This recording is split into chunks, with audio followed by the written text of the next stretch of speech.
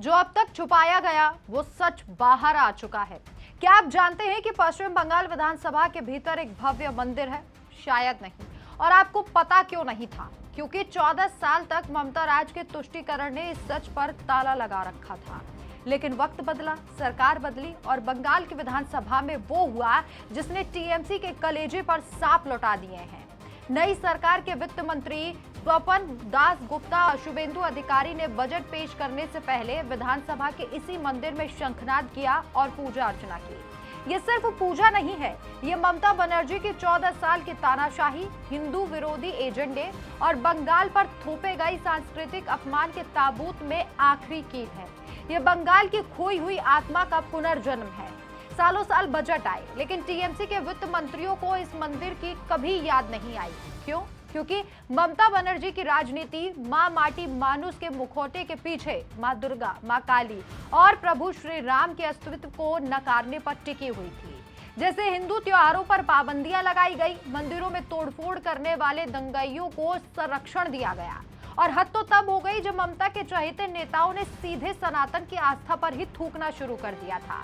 याद कीजिए, तारकेश्वर के टीएमसी के पूर्व विधायक रामेंदु सिन्हा राय को इसी व्यक्ति ने हिंदुओं के सबसे पवित्र स्थल राम मंदिर को अपवित्र कहा था और हिंदुओं को वहां न जाने की हिदायत तक दे दी थी। ये कहा था कि वो जगह अपवित्र है, हिंदू वहां पर ना जाए। लेकिन कहते हैं कि न्याय की लाठी में आवाज नहीं होती, लेकिन चोट बहुत करारी होती है। आज वही रामेंदु सिन्हा रॉय भ्रष्टाचार और राहत सामग्री के गबन के आरोप में कर्नाटक के बेलगांव से एक भगौड़े की तरह गिरफ्तार करके बंगाल लाया गया है। जब उसे धनिया खाली में थाने ले जाया गया तो जनता का गुस्सा फूट पड़ा। चारों तरफ चोर चोर के नारे गूंज उठे।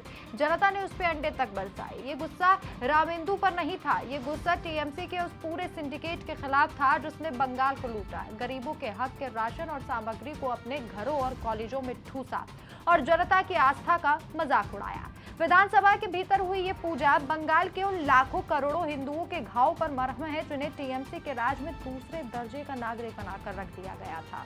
शुभेंदु अधिकारी और स्वपन दास गुप्ता की इस जोड़ी ने यह साफ संदेश दिया कि अब बंगाल में वोट बैंक की राजनीति के लिए सनातन को कुचला नहीं जाएगा। टीएमसी ने बंगाल को भ्रष्टाचार, तुष्टीकरण और सांस्कृतिक गुलामी के जिस दलदल में धकेला था, आज बंगाल की जनता उस दलदल को साफ कर रही है और रामेंदु जैसे चेहरे का हश्र इसकी शुरुआत भी है। और इसीलिए शायद आज पश्चिम बंगाल में टीएमसी नेताओं के ऊपर अंडे फेंके जा रहे हैं, क्योंकि जनता त्रस्त हो चुकी है। जो जनता ने 14 साल दिए थे, ये सोचा था कि टीएमसी जनता को बचाएगी और अपराधियों को जेल के पीछे डालेगी, लेकिन ऐसा कुछ नहीं हुआ। और अब जब सत्ता बदली है तो शुभेंदु अधिकारी और उनकी सरकार पूरे तरीके से एक्शन मोड में है। सनातन को याद किया जा रहा है, सनातन धर्म की गरिमा को याद किया जा रहा है और हर जगह जो है सनातन की जय जयकार हो रही है। हिंदुओं में अब डर का माहौल नहीं है।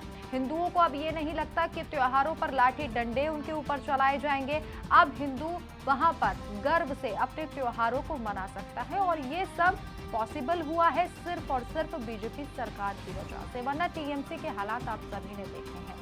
वैसे जिस तरीके से विधानसभा में ये पूजा की गई है शुभेंदु अधिकारी के द्वारा और वित्त मंत्री के द्वारा, इस पर आपकी क्या राय है? 14 साल तक जिस तरीके से इस मंदिर को किसी को नहीं दिखाया गया, किसी को शायद इस मंदिर के बारे में पता भी नहीं होगा, इस पर आपकी क्या राय है? कमेंट करके जरूर बताएं। नमस्कार।